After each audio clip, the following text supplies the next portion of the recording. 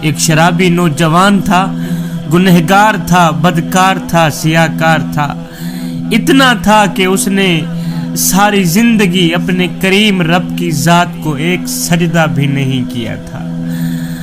ساری زندگی اس نے غفلت میں گزار دی، ساری زندگی اس نے گناہوں میں برباد کر دی، ایک نیکی بھی نہ کر سکا۔ اے زندگی کا سورج ڈھل گیا، یہ نوجوان مر گیا۔ اس کے مرنے کے بعد کسی فقیر اللہ والے نے اس نوجوان کے جنازے میں شرکت کی۔ جنازہ پڑھنے کے بعد اس نوجوان کی میت کو دفنایا۔ دفنانے کے بعد ساتھ میں ایک نوجوان کھڑا تھا۔ جس طرح ہمارے ہاں یہ ایک رواج ہے کہ جب ہماری فوتگی ہو جاتی ہے تو میت کو دفنانے کے بعد سارے عزیز و اقربا قبر کے ارد گرد اکٹھے ہوتے ہیں۔ بعد میں ہم فاتحہ پڑھ کے اپنے اپنے گھروں کی طرف جاتے ہیں۔ وہ بھی اس طرح اس گنہگار کو دفنا رہے تھے، سارے عزیز و اقربا اکٹھے تھے۔ اس گنہگار کی تدفین کے بعد ساتھ میں ایک نوجوان کھڑا تھا۔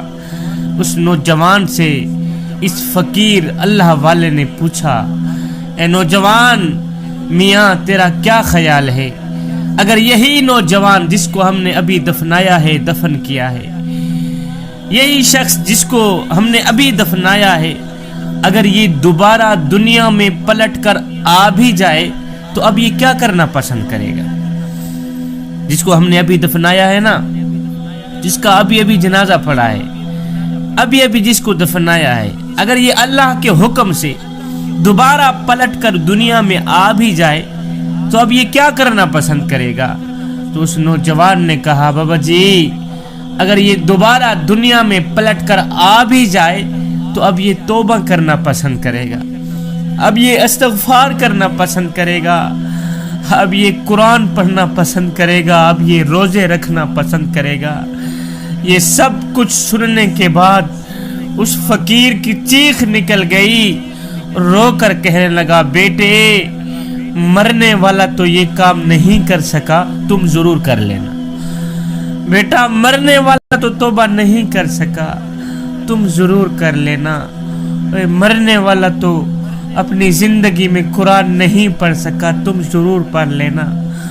مرنے والا تو زندگی میں روزے نہیں رکھ سکا، تم ضرور رکھ لینا۔ بیٹا یہ زندگی کی سانسیں تمہارے لیے غنیمت ہیں، انہی لمحوں میں کچھ کر لو، انہی سانسوں میں اللہ کے ساتھ اپنا معاملہ درست کر لو، پکی توبہ کر کے اللہ کے بھی محبوب بن جاؤ، اس کے رسول کے بھی محبوب بن جاؤ۔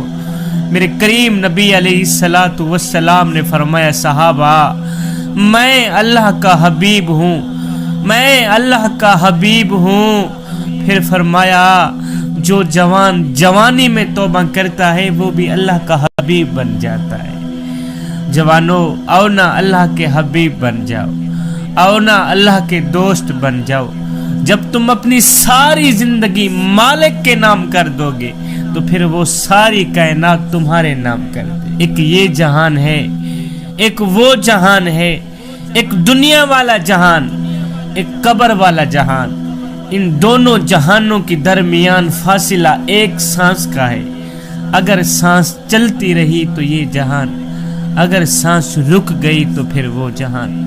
آج اگر کسی سے پوچھا جائے، میاں کیا حال ہے، وقت اچھا گزر رہا ہے؟ کہتا ہے جی اچھا گزر رہا ہے، اچھا گزر رہا ہے۔ صاحب یہ تو موت کے وقت ہی پتہ چلے گا، وقت تو جہاں رہ گیا ہم خود ہی گزر کے چلے گئے۔ وہ ایک فقیر تھا، متقی پرہیزگار درویش آدمی تھا، اپنے کندھے کے اوپر ایک چادر رکھ کے جا رہا تھا، بازو کے اوپر ایک چادر رکھ کے جا رہا تھا۔ اتنے میں ایک چور دوڑتا ہوا آیا، اس فقیر کی چادر لے کر مغرب کی طرف بھاگنا شروع کر دیا۔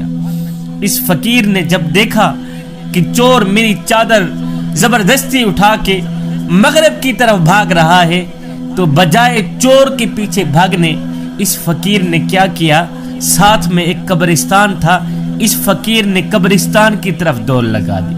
دیکھنے والے نے کہا، بابا جی کتنے نادان ہو، اے چور تیری چادر لے کر مغرب والی سائیڈ کی طرف بھاگ رہا ہے اور تم بجائے چور کے پیچھے بھاگنے قبرستان کی طرف بھاگ رہے ہو، وجہ کیا ہے؟ تو اس فقیر نے کہا بھائی یہ چور جہاں مرضی آئے بھاگ جائے، آخر اس نے آنا تو ادھر ہی ہے۔ اللہ اکبر، جہاں مرضی آئے چلا جائے، جہاں مرضی آئے بھاگتا رہے، دوڑتا رہے، آخر اس نے آنا تو قبرستان میں ہی۔